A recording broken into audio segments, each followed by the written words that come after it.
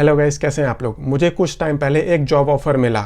उसमें around 20% ESOP component था। मैंने कंपनी के ऑफर को एनालाइज किया, कंपनी की ईसॉप पॉलिसी पढ़ी, कंपनी के फाइनेंशियल देखे एंड एचआर से भी मैंने कुछ क्वेश्चंस पूछे एंड बाद में मैंने उस ऑफर को रिस्पेक्टफुली डिक्लाइन कर दिया।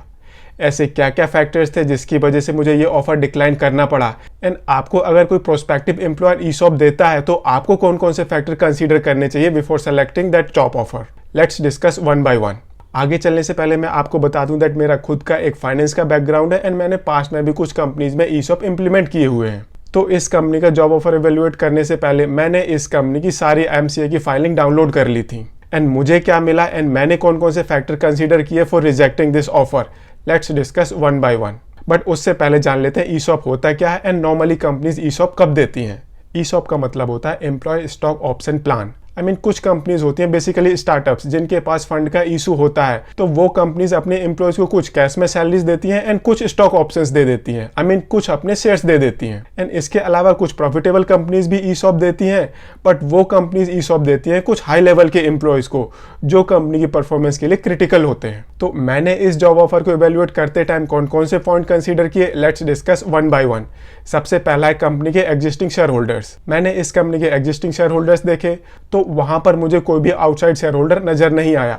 बेसिकली ये कंपनी एक फैमिली ओन्ड कंपनी थी एंड इस कंपनी ने कुछ सेलेक्टेड एम्प्लॉयज को ईसॉप्स दिए हुए थे।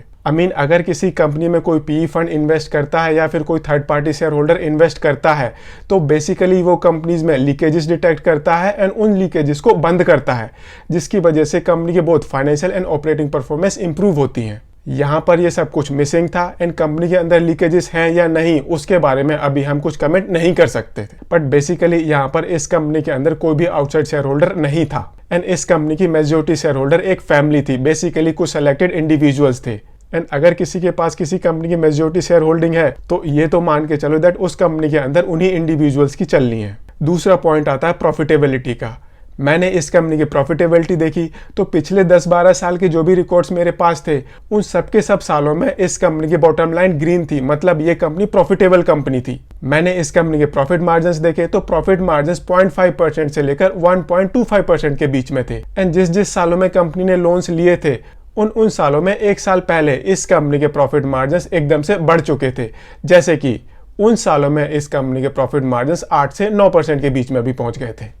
ऑन एन एवरेज कंपनी की प्रॉफिटेबिलिटी 0.5% से लेकर 1.25% के बीच में है, बट जब कंपनी को लोन लेना होता था तो अपनी बेटर फाइनेंशियल पिक्चर दिखाने के लिए कंपनी के प्रॉफिट मार्जिन्स ये 8 to 9% के बीच में भी पहुंच जाते थे। दैट मीन्स कंपनी के profit margins according to situation fluctuate कर रहे थे। नाउ यहाँ पर आप अज्यूम कर सकते हो दैट कंपनी के अंदर लीकेजेस हो सकती हैं एंड अगर कंपनी के अंदर लीकेजेस हैं तो आपको ईसॉप मिलने वाले हैं। दैट मीन्स फ्यूचर में आप शेयर होल्डर बनोगे एंड अगर कंपनी के अंदर लीकेजेस हैं तो आपकी फ्यूचर में क्या वेल्थ बनेगी वो आप खुद ही डिसाइड कर लो। And most of the cases में एक एग्जिस्टिंग प्रॉफिटेबल कंपनी ईसॉप सिर्फ तब देती है जब उसे कुछ हाई लेवल की हायरिंग करनी होती है and I am pretty sure मैं उन हाई लेवल के इंडिविजुअल्स में तो नहीं था। मैंने इस कंपनी के कैश फ्लो भी देखा तो कैश फ्लो भी इस कंपनी का सफिशिएंट था।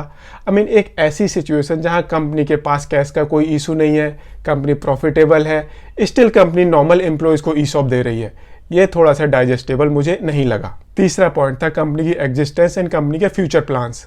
बेसिकली जब मैंने देखा तो ये कंपनी मोर देन 20 ईयर्स पुरानी कंपनी थी, कंपनी कंटिन्यूसली प्रॉफिटेबल कंपनी थी। मैंने एचआर से पूछा क्या आप फ्यूचर में कोई डाइवर्सिफिकेशन करने वाले हो या फिर किसी नई मार्केट में एंटर करने वाले हो, तो एचआर ने मुझे सीधा बोला अभी कंपनी का ऐसा कोई प्लान नहीं है। आप खुद देखो, जो कंपनी का बिजनेस पास्ट में चलता आ रहा था वैसे ही इस कंपनी का बिजनेस फ्यूचर में भी चलते रहना था। एंड यही अगर हम एक स्टार्टअप को देखें तो स्टार्टअप का बेसिकली बड़ा छोटा ट्रैक रिकॉर्ड होता है, बट फ्यूचर के लिए स्टार्टअप में हमेशा एक रोबस्ट प्लान रहता है। इस कंपनी के अंदर मुझे ये भी मिसिंग नजर आया। मैंने कंपनी की कुछ ईसॉप फाइलिंग्स देखी, कंपनी ने कुछ वैल्यूएशन रिपोर्ट्स भी एमसीए की साइट पर अपलोड की हुई थी, तो वहां पर जो वैल्यूएशन मुझे दिखी उसमें ईयर ऑन ईयर कुछ मुझे ज़्यादा डिफरेंस नज़र नहीं आया। बेसिकली जो कंपनी ने अपनी वैल्यूएशन रिपोर्ट्स फाइल की थी उनमें मुझे 5 से 7% का ईयर ऑन ईयर इंक्रीज नज़र आया, जो कहीं से भी एक रिस्पेक्टेबल इंक्रीज नहीं है। यहाँ पर भी ये मुझे नेगेटिव लगा। Last but not the list, आप किसी भी स्टार्टअप के बारे में देख लीजिए जिसके अंदर पीई फंड इन्वेस्टेड है या फिर कोई थर्ड पार्टी इन्वेस्टर है,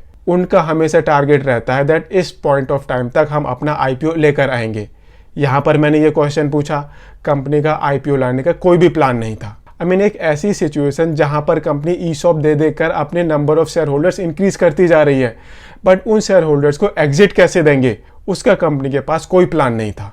एंड ये भी ईसॉप होल्डर्स के लिए एक बहुत बड़ा नेगेटिव होता है। एंड आपने ये स्टेटमेंट जरूर सुनी होगी दैट ये कंपनी अपना आईपीओ लेकर आई एंड आईपीओ आते ही इस कंपनी के इतने एम्प्लॉय मिलेनियर्स बन गए, इतने एम्प्लॉयज करोड़पति बन गए। यही केस होता है जहां पर कंपनी पास में अपने एम्प्लॉयज को ईसॉप्स देती है, एम्प्लॉयज ईसॉप एक्यूमुलेट करते रहते हैं एंड जब कंपनी का आईपीओ आता है तो उनको एक एक्सेप्शनल गेन होता है। ये सब कुछ मुझे इस कंपनी के अंदर मिसिंग नजर आया। मैंने स्ट्रेट अवे इस कंपनी का ऑफर रिजेक्ट नहीं किया। मैंने एचआर से ये सारे क्वेश्चंस पूछे एंड एचआर का एक ही रिस्पॉन्स आया हमेशा की तरह, will get back to you. And will get back to you का मतलब तो हमें ऑलरेडी पता होता है, बट यहाँ पर ऐसा भी नहीं था। एचआर ने मुझे कांटेक्ट किया एंड बोला सर ये बेस्ट है जो हम आपको ऑफर कर सकते हैं एंड आपके क्वेश्चंस का हमारे पास कोई भी आंसर नहीं है। दैट वाज द पॉइंट जहां पर मैंने इस कंपनी के ऑफर को रिस्पेक्टफुली डिक्लाइन कर दिया। सो मैंने क्या क्या पॉइंट कंसीडर किए थे एक बार रिवाइज कर लेते हैं। कंपनी के एग्जिस्टिंग शेयर होल्डर्स, कंपनी की प्रॉफिटेबिलिटी, कंपनी की हिस्ट्री, कंपनी की वैल्यूएशन एंड कंपनी के future plans in terms of IPO. तो ये कुछ फैक्टर्स थे जो मैंने अपने लिए कंसीडर किए थे while analysing job offer of a company जिसके अंदर ईसॉप का भी एक कंपोनेंट था। अगर इसके रिगार्डिंग आपके कुछ डाउट्स हैं तो आप इस वीडियो के कमेंट में लिखें, मैं उनका आंसर जरूर दूंगा। अगर आपको ये वीडियो पसंद आओ तो इसे लाइक शेयर जरूर करें एंड चैनल को सब्सक्राइब करें। Thank you.